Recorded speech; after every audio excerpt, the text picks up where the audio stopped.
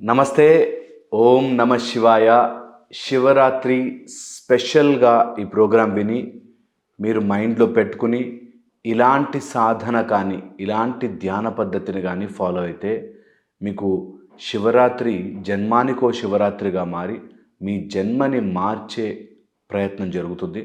So, మీకు గనక వీలుంటే, అసలు ఈ శివతత్వాన్ని, శివుడిని, శివ ఆరాధనని అర్థం చేసుకోండి.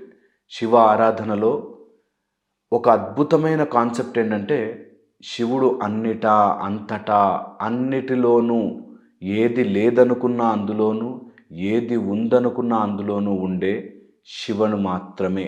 ఆ శివ ద యూనివర్సల్ కాన్షియస్‌నెస్ ఏదైతే మొత్తము నీకు స్పృహ ఇస్తోందో, ఏదైతే మొత్తము నీకు తెలిసేలా చేస్తోందో, ఏదైతే నీకు తెలవకుండా కప్పి పాడేస్తోందో, ఏదైతే నీ సమస్యని తయారు చేస్తోందో, ఏదైతే నీ సమస్యని సాల్వ్ చేయగలదో, ఏదైతే నీ జీవితాన్ని నడిపిస్తోందో, ఏదైతే నీ జీవితాన్ని ఒక్క క్షణంలో ఇలా తీసేయగలదో, అలాంటి శివము గురించి, శివతత్వము గురించి నిరంతరం ధ్యానము చెయ్యండి. ఈ శివరాత్రి రోజున రాత్రి 11, 11:30 నుంచి 12:30, 12:50 వరకు ఒక బ్యూటిఫుల్ టైమ్ జోన్ షిఫ్ట్ అవుతుంది. ఓకే, అందరూ కూడా స్పైనల్ కార్డ్ని స్ట్రైట్ పెట్టి, నడుముని నిటారుగా ఉంచుకుని, చేతులని పైకి ఉంచి, ఇలా కిందకి పెట్టకుండా పైకి ఉంచి, ఎంత కుదిరితే అంత ధ్యానంలోకి వెళ్ళే ప్రయత్నం చేయండి. మెడిటేట్, కళ్ళు మూసుకుని మీతో మీరు సమయాన్ని గడపండి. నిద్ర వస్తుంది అనిపిస్తే కళ్ళు తెరుచుకునైనా చేయండి, కానీ నడుము మాత్రం ఇలా వాల్చి నిద్రపోకండి. ఓకే, సో స్ట్రైట్గా ఉండి పైకి చూస్తూ, స్ట్రైట్గా చూస్తూ మీ ధ్యానంని స్టార్ట్ చేయండి. ఒకవేళ ఉపాసన చేసుకోవాలి అనుకుంటే, ఒకవేళ ఇది చేయాలంటే రెగ్యులర్గా కూడా చేయొచ్చు, కానీ శివరాత్రి రోజున మాత్రం చేసే ప్రయత్నం చేయండి. అందులో ఏ ధ్యానము చేసినా సరే ఇష్టదేవత ఆవాహన చేసుకుని చెయ్యొచ్చు. కొంతమంది శివుడు అనగానే మేము అంటే ఆ దేవుణ్ణి నమ్ముతాం కదండి, సో శివుడు ధ్యానం మేము చెయ్యమండి అంటారేమో. అన్నిటా, అంతటా అదే ఉంది. శివుడు ఎంత పవర్ఫుల్ అంటే ఏ దేవుడిలో అయినా రాగలడు, ఏ దేవుడైనా శివుడిలోకి రాగలడు. సో అంత పవర్ఫుల్ శివ. ఆ శివతత్వముని మీరు ఒక దేవుడికి, ఒక రూపానికి రెస్ట్రిక్ట్ చెయ్యకండి. అలాంటి తప్పుడు ఆలోచనలో పడకండి. అన్నిటిలోనూ ఉన్నాడు శివుడు. అంతటా, అన్నిటా ఉన్నది అది ఒక్కటే. అదే శివం, శివతత్వం, దట్ కాన్షియస్నెస్. అన్నిటిలోనూ మీరు ఆవాహన చేసుకోండి. కాకపోతే మన మైండ్ నా ఫేవరెట్ గాడ్, నాకు నచ్చిన దేవుడు, మేము నమ్మిన దేవుడు అని ఉంటుంది కొన్ని. అలా ఉంటే ఫస్ట్ ఏ ధ్యానముకైనా మన వాళ్ళు క్లియర్గా చెప్పారు, ఇష్టదేవత ఆవాహన. ఇష్టదేవతని మీరు అలా మధ్యలో కూర్చోబెట్టుకోండి, తప్పు లేదు. ఓకే, ఇష్ట దైవములో మీరు శివుణ్ణి చూడవచ్చు. ఇందులో ఒక చిన్న సిమిలి చెప్తారు, దగ్గరగా నియర్ బై ఉండే చెప్తారు. దేవ స్వరూపము భగవంతుడు ఆర్ శివము అంటే మొత్తం సముద్రం అయితే, అందులో మీకు నచ్చిన ఇష్టమైన దేవుడు ఎవరైనా ఉంటే అది ఒక పెద్ద అలగా మారుతుంది అంటారు. The biggest wave in the ocean is your ఇష్ట దేవత. అంతా సముద్రపు నీళ్ళే, అంతా అదే.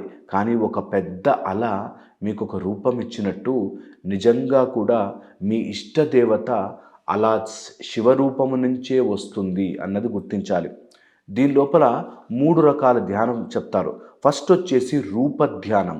రూపానికి బాగా కాంప్లెక్స్ లేకుండా సింపుల్ శివలింగ రూపం మీద ధ్యాస పెట్టి ధ్యానము చేయడం, రూప ధ్యానము. నెక్స్ట్ వచ్చేసి గుణధ్యానము.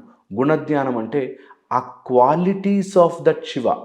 మీరు శివము అనేది నిర్గుణ స్వరూపము, కానీ మనకి తెలిసిన, మనకు కాంప్రిహెండ్ చేసుకోగలిగిన కొన్ని మంచి క్వాలిటీస్ ఉంటాయి కదా, వాటి మీదైనా సరే, అంటే త్రినేత్రుడు త్రిశూలముతో, లేకపోతే మంచి త్రిపుండ్రాలు పెట్టుకుని, లేకపోతే మీకు పులి చర్మము ధరించి, లేకపోతే నంది వాహనం మీద, ఏదో ఒక మీకు నచ్చిన గుణధ్యానము చేయండి. ఆయన ఎంత గొప్పవాడు, ఇంత పవర్ఫుల్, ఇంత స్ట్రాంగ్.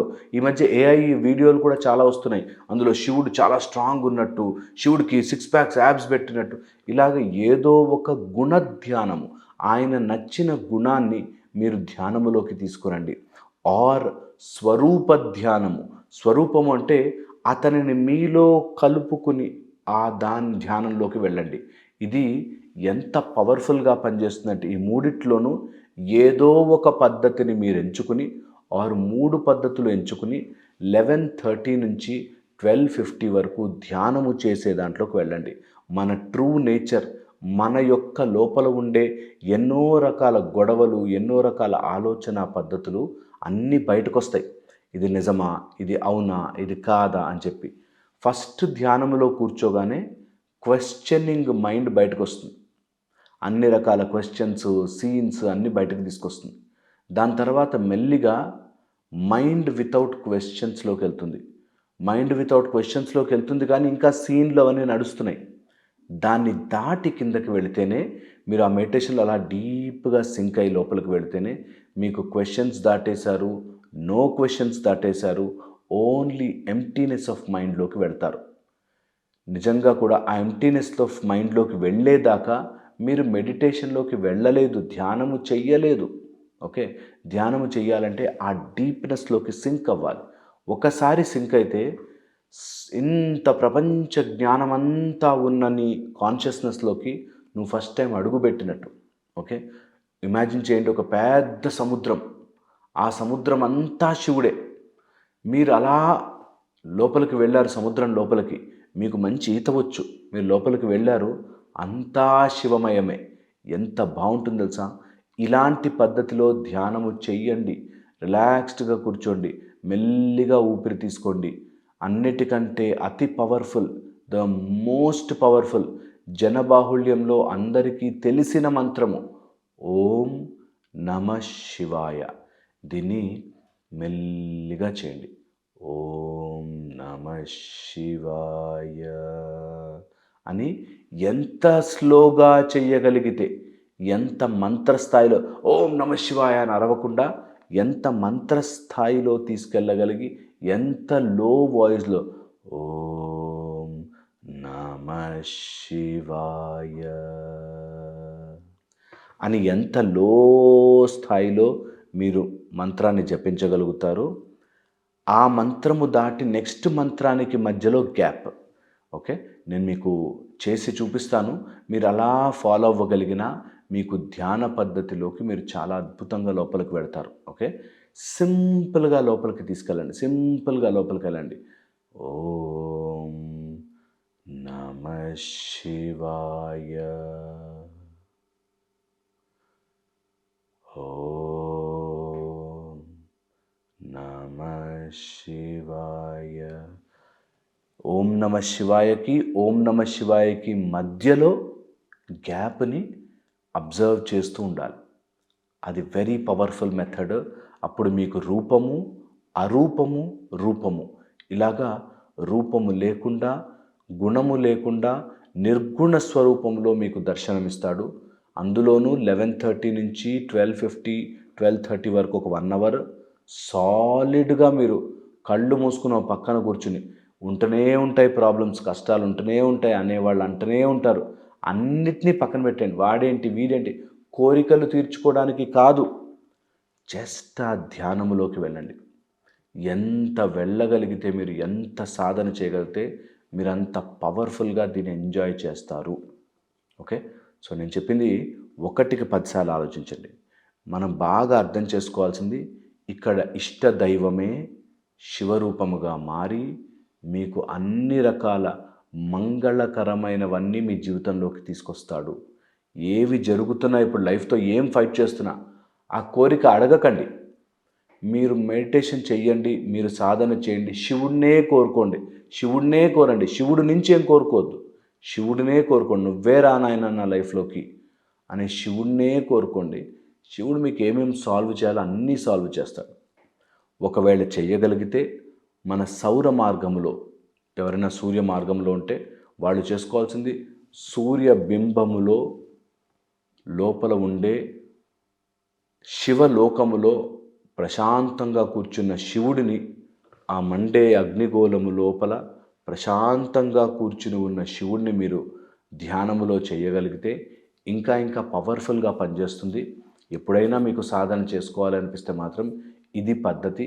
కంపల్సరీగా ట్రై చేయండి. ఈ శివరాత్రి రోజున నేను కూర్చుంటాను, మీరు కూడా కూర్చోండి, ధ్యానము చెయ్యండి. 5 నిమిషాలు, 10 నిమిషాలు, అరగంటో, 20 నిమిషాలు మీ ఇష్టం. బట్ పెట్టుకుని చెయ్యండి. నా వాయిస్లో మీకు ఓం నమ శివాయ ఒకటే లెంత్లో మీరు పెట్టుకుని, కావాలంటే మీకు మీరే వాయిస్ రికార్డ్ చేసుకుని అది పెట్టుకుని ధ్యానం చేయండి, ధ్యానం చేయండి, ధ్యానం చేయండి. చాలా చాలా పవర్ఫుల్గా పనిచేస్తుంది. నేను చెప్పింది ఆలోచించండి, అండ్ ఇది కంపల్సరీగా మీ లైఫ్ చేంజింగ్ ఈవెంట్గా మారుతుంది. ఓకే, హోప్ఫుల్లీ ఇది మీకు ఉపయోగపడాలని, మీ ఇష్టదైవం మీ జీవితంలోకి శివ రూపంలో రావాలని, శివుడే అంతా, అంతా శివుడే అన్న విషయం మీరు తెలుసుకోవాలని ఆశిస్తున్నాను.